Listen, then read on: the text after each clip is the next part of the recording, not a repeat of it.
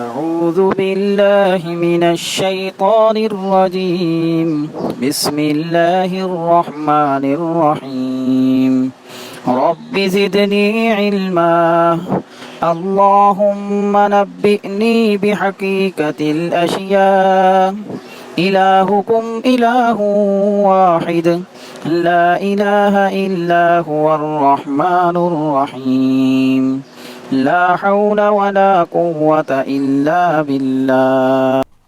السلام علیکم، میں حکیم محمد طارق جاوید آج آپ کے ساتھ ایک کریہ اور نفرت انگیز موضوع پر گفتگو کرنے والا ہوں۔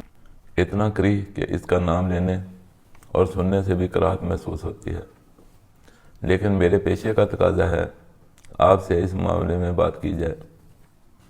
موضوع ہے لواطت، اقلام بازی یا ہم جنس پرستی۔ آپ اسے جو نام بھی دے لیں، انسانیت کی اس عمل سے بڑھ کر تذلیل نہیں ہو سکتی۔ ہوس پرستی اور لذت پرستی نے کیا کیا گل نہیں کھالا۔ اس عادت بد کی تاریخ بہت پرانی ہے۔ انسانی دماغ کے لذت حاصل کرنے کے لیے کیا کچھ نہیں کیا۔ زمانہ قدیم میں یہ عادت کچھ علاقوں تک محدود تھی، یا اسے معاشرے میں برا سمجھتے ہوئے چھپ کر کیا جاتا تھا، لیکن دور جدید میں اخلاقی گراوٹ اس حد تک بڑھ گئی ہے کہ اس فعل کو علناً سر انجام دیا جاتا ہے، حتیٰ کہ کچھ ملکوں میں اسے قانونی اور سرکاری سرپرستی بھی حاصل ہو گئی ہے۔ اس عمل کے دوران فاعل اور مفعول دونوں مرد ہی ہوتے ہیں۔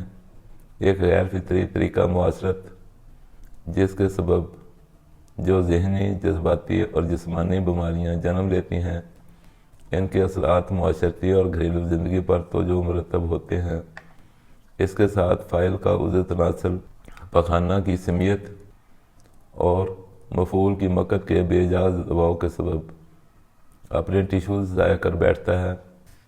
ایسا فاعل جب اپنی بیوی یا کسی اور سے جنسی تعلق قائم کرتا ہے تو جنسی اور جسمانی بیماریوں کے ایک لامتناہی سلسلے میں پھنس جاتا ہے۔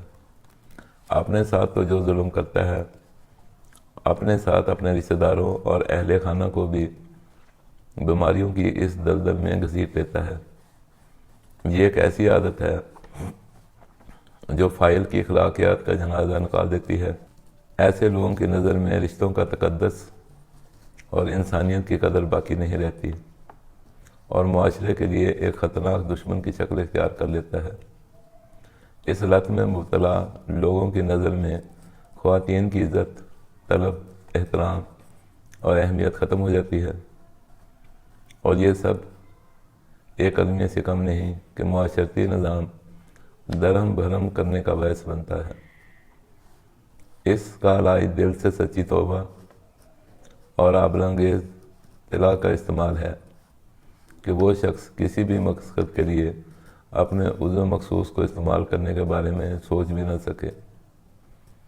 اس مقصد کے لیے 7 اجوائن اور جمال گوٹا کا مغز پیس کر ویزلین میں ملا کر اگر عضو مخصوص پر بقدر ضرورت لگا لیا جائے تو اس تکلیف کے باعث وہ اس عادت کو ترک کرنے پر مجبور ہو جائے گا، مگر شرط وہی ہے اگر وہ چاہے، ورنہ زبردستی اسے اس کام سے نہیں روکا جا سکتا۔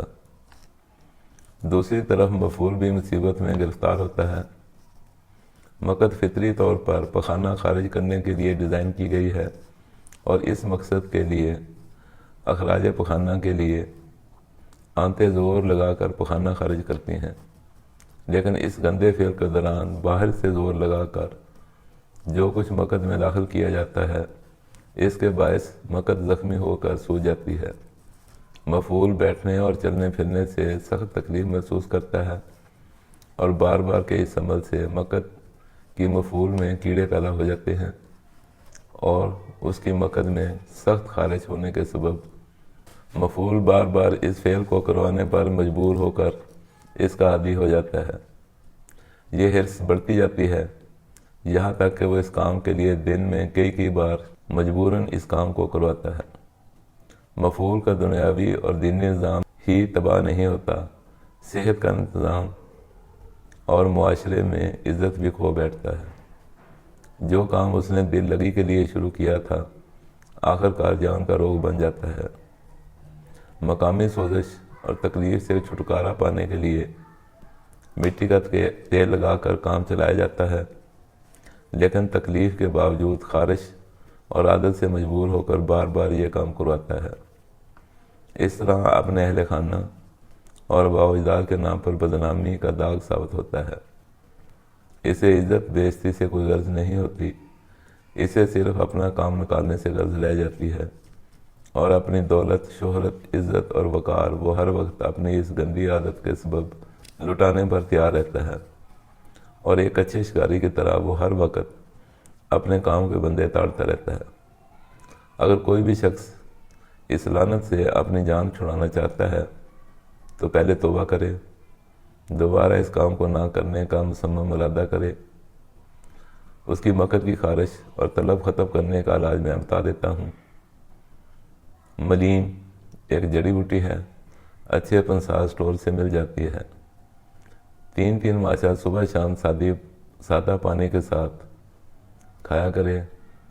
ہوٹلنگ، ترش مرچ مسالوں، تلی ہوئی چیزوں، بڑا گوشت، برائلر، چائے، نسوار اور بریانی وغیرہ سے پرہیز کرے۔